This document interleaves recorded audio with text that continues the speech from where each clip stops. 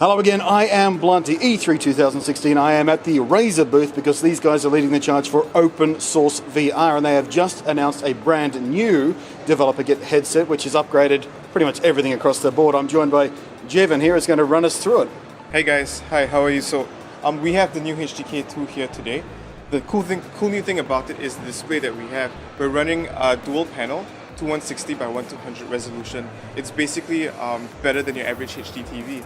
On top of that, it runs at 90 Hz and it has a 110 degree field of view. So the screen's practically just wrapped around you, and wherever you look, it's just there. I mean, it immerses you within the virtual reality world. Yeah, and that field of view thing is something very, very important because you've got headsets out there that have as little as 90 degree field of view, and it just feels like you're looking through a little porthole. I've just had a go with this one and it tracks really smoothly. It's nice and wide, and that 110 field of view really does sort of pay off. All right, so what is the sort of minimum specs people are going to need to have a good VR experience running on this thing?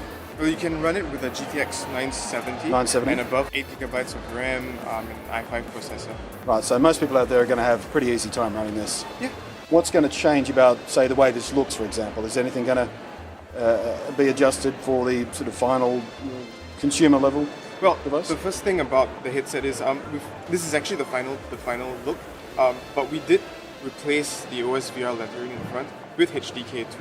The thing is, OSVR is a software platform and it's an open ecosystem. We allow different brands of hardware to run on it, and this specific hardware is called the HDK 2, so we wanted to kind of make that more apparent, clearer to people. And that's an important distinction to make.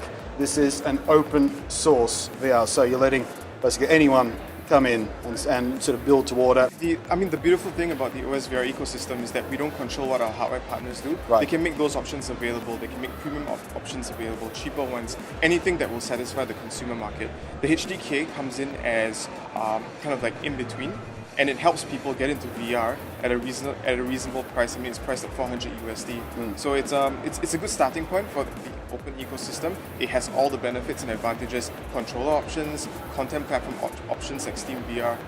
Right. So the HDK 2 is sort of your recommended serving size, but the other partners can sort of vary their offerings on either side of that. Absolutely, and when they come in, we'll be there to make sure they get the proper support, marketing, promotion. Right.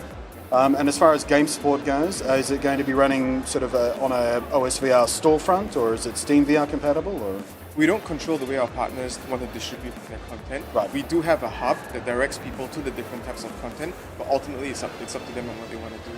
And what do you need? I mean, the camera comes with it, or is it going to work with any standard web camera? It comes with the headset, the camera tracking system. But that's a very interesting question. Moving forward, as we get more camera technologies into the ecosystem, people will be able to change it. It's kind of like going shopping for computer parts. I mean, it's a Sunday, you're bored, you walk in like, hey, wait a minute, this interesting camera, I want to get it, and that's exactly what we do with the ecosystem. Right. Now, as far as controllers go, the other guys have got their individual motion controllers. Do you have some plans for that, or is it just BYO? Or?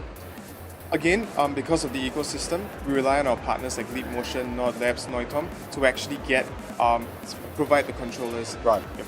So as far as API goes, the stuff the devs need to know to build their games on top of this, is there a specific sort of custom API for this? Yep, it is a custom API. It runs on the OSVR SDK.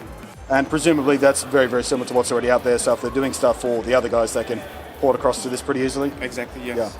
Yeah, because the functionality, it's very, very similar to the abilities of the other headsets out there, so there's no dicking about to get games working on this nice and easily. And again, because it's open. Open. Say it with me. Look into the camera, say open. 1, 2, 3. Open! Love it. And beyond just saying, here is the hardware, here is the system, you guys are actually actively developing people to make stuff for it with a developer fund, yeah? Yep, exactly. We just announced the $5 million developer fund with the objective to bring VR content to all hardware. We want to fight DRM, we want to fight restrictions, Right. We want to make sure that the industry can grow evenly. And the dev fund is how to do it. It incentivizes developers to support our ecosystem. Right. And once the ecosystem goes with hardware, these hardware guys are going to come into the market. They're going to have content ready to go. They're going to sell a lot, and we're going to get the VR industry going. So again, good guy OSVR, good guy Razer, $5 million, not to just make stuff for this, but to make VR work, make VR better, get more stuff out there, get games and applications and experiences and all that kind of stuff. That, I mean, come on. I have to give him a thumb up for that. So what type of availability are we talking? What's the timeline looking like? July.